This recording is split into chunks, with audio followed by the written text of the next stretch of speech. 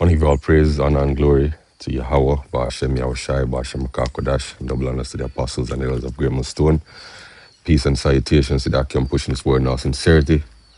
And salutations also to the men, women, and children, listening and learning and being a part of the faithful flock. Shalom. Breaking news, breaking news.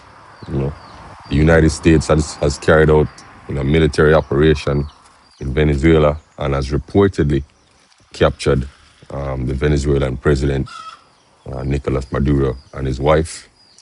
We are we're yet to see, the response, from Russia and China. I believe Russia has put out, a statement, as of the time of me making this video, that they condemn what's happening, and they're pushing for diplomatic, resolution to what's happening, But I mean, hey, we're seeing the prophecies playing out.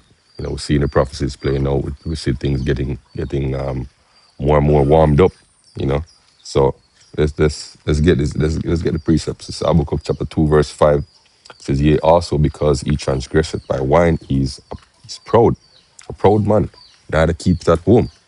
Because according to the U.S., the Nicolas Maduro is guilty of trafficking drugs in the U.S. And they needed to get him out so that they can prosecute him in the U.S. and lock him up in prison, in a U.S. prison. But we know ultimately it's not about that. It's a international strategic mission. It's not just about so-called drugs going into the United States, and it's not even just about the oil and other resources that are in Venezuela. It's the fact that those resources are being sold to their number one enemy, which is China, and America is losing, the race for AI development and robotics development with China, and that's a concern for them, right? And since China, is the number one customer of the Venezuelan oil, companies, they had to go in. You understand? So it says he's a proud man, neither keep it at home. And if you read the Twitter posts, by Donald Trump, speaking about what happened, yeah, you can see the pride. Anytime Donald Trump speaks, you see the pride oozing from that man.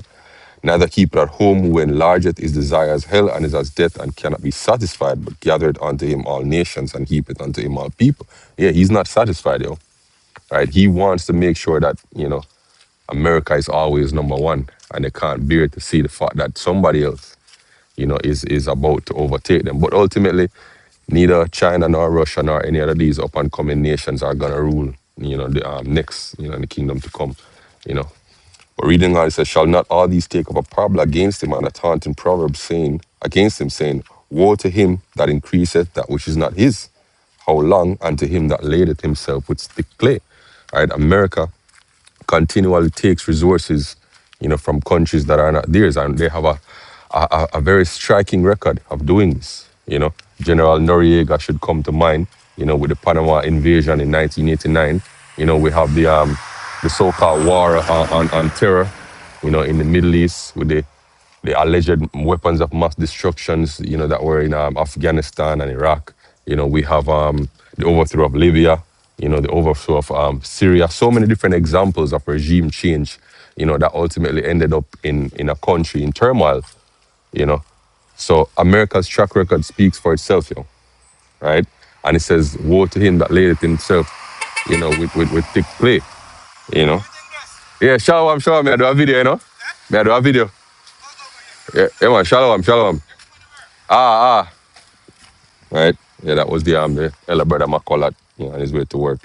Yeah, so, and we always go into that word, thick, the Hebrew word there for thick clay, which is ibatiat, which means heavy pledges of debt. America is in trillions of dollars worth of debt, And in order to continue, existing, they must constantly consume. You understand? She shall not rise up Sunday that shall bite thee, and awake that shall vex thee, and thou shalt be for booties unto them. Because thou hast spoiled many nations, all the remnants of the people shall spoil thee. Because of men's blood, and for the violence of the land of the city, and all that dwell therein.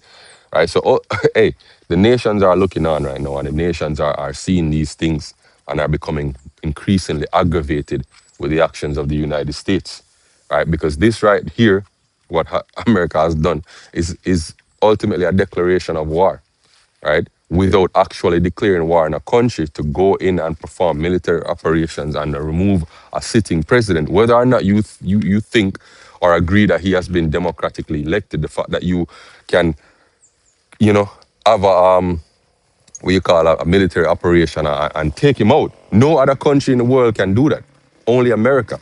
And the nations are looking on and saying that, hey, this is not this is not legal. This is this is the work of a criminal. You understand? So hey, ultimately we're gonna say that the world is gonna be, you know, against America, yo. Right? Ultimately they're gonna be destroyed and their allies, even their allies are gonna turn against them, yo. Because they're gonna see that this beast is insatiable, right? It says, woe to him that coveteth an evil covetousness to his house, that he may set his nest on high. Yeah. Right? That he may be delivered from the power of evil. And that's what they want to do. They want to remain on top. And their hegemony is waning. Right? Their hegemony in the economic sphere is waning, their hegemony in the technological space is waning, and their hegemony in the military space is waning. And they see that. And they're panicking, right? And you see how many different things that they have tried to slow down the growth of China in terms of the AI race and the robotics race, and it's just not working, right? So they're panicking, right? It says, thou hast consulted shame to thy house by cutting off many people and have sinned against thy soul, right? For the stone that shall cry out of the wall and the beam out of the timber shall answer it, woe to him, right, that buildeth a town with blood and establisheth by iniquity. And if that's not America, I don't know where is. There's no other country that has been established in more blood than America has been, right? And even from the time of its inception, America has continually been at war with somebody, right? So let's get Isaiah chapter 14 and verse 5. It says, the Lord hath broken the staff of the wicked and the scepter of the rulers. He who smote the people in wrath with a continual stroke, he that rules the nations in anger is persecuted and unhindered. Why? Because they're gonna be happy because the armor of the earth is now going down. The bully of the world, right? It says, the whole world is at rest and quiet. They break forth in the singing. Yea, the fir trees rejoice at thee, and the cedars of Lebanon, saying, since thou art laid down, no feller, right, is come up against us. Hell from beneath is moved to meet thee at thy coming, and it stirs up the dead for thee, even all the chief ones of the earth. It stirreth up, it has raised up from their thrones, all the kings of the nations. All they that speak shall say unto thee, art thou become as weak as we? Art thou become like unto us? Thy pomp is brought down to the grave, and the noise of thy vials, and worm is spread under thee, and the worms cover thee. How art thou fallen from heaven, O Lucifer, son of the morning? How art thou cut down to the ground, which is weaken the nations? Right? This prophecy was originally, against the king of Babylon, not the spiritual entity Satan, but the king of Babylon. He was exalted, which is why his was referred to as Lucifer, which is from the Hebrew Hayalal, which means exalted, right? So it's not talking about the spiritual demon Satan being kicked out of heaven. That's rubbish, you know. But right now it's referring to who? The current king of Babylon, Nero 47. You understand? Trump himself. He is the current king of Babylon because America is Mr. Babylon the Great. You understand? So it says, this which did weaken the nation. For thou hast said in thine heart, I will ascend into heaven, I will exalt my throne above the stars of God. I will sit upon the mount of the congregation in the sides of the north, right? Which are the tribes that are there. I will ascend above the heights of the cloud, I will be like the most high. Yet what? Yet shalt thou be brought down to hell, to the sides of the pit. They shall see thee, they that see thee shall narrowly look upon thee and consider thee, saying, is this the man, right, that made the earth to tremble, that did shake nations, that made the world as a wilderness and destroyed the cities thereof, that opened it not the house of his prisoners. All the kings of the earth, right? Yeah, I think we can stop there for that one, right? Isaiah 33 verse 1. Woe to him that spoileth and was not spoiled, and dealeth treacherously, and they dealt not treacherously with thee. When thou shalt cease to spoil, thou shalt be spoiled. And when thou shalt make an end to thee treacherously, they shall deal treacherously with thee. right? So all the things that America has heaped onto themselves will be rewarded to them in time now, right? We're just seeing their sins stuck in one against the other, and the international community growing more and more impatient, right? So hopefully this lesson was edifying. Until next time, shalom.